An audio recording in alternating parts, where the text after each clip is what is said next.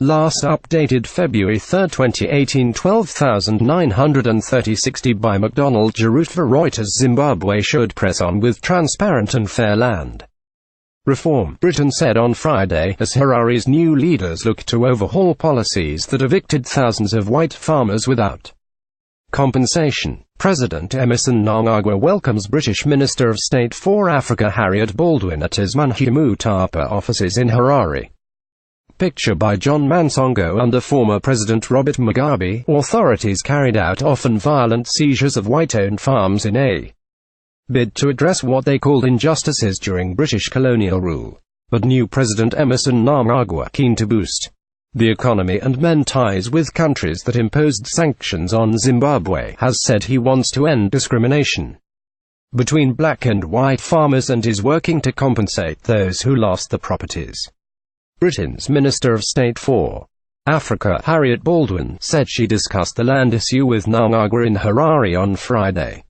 Obviously, the UK government very much welcomes the statements that have been made about land reform by the government of Zimbabwe, and we support a transparent and fair and mediated process around that, Baldwin told reporters.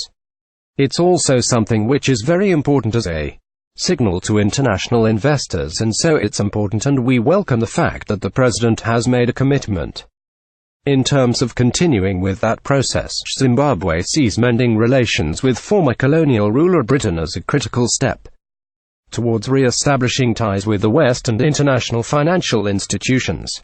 Leases tribunal. Under Mugabe, the government argued that it would only pay for buildings and equipment on farms but not the land, which it said had been expropriated from locals. During the colonial era, Mugabe, who was forced to step down after a de facto military coup in November, argued that Britain should pay compensation for the land because the farmers were its kith and kin. When asked whether Britain would help pay the farmers, Baldwin said she welcomed the statements that the president has made on that front. She did not elaborate. Land ownership is a highly sensitive topic in Zimbabwe. Colonialists seized some of the best agricultural land, and much of it remained in the hands of white farmers after independence in 1980, while many blacks were landless.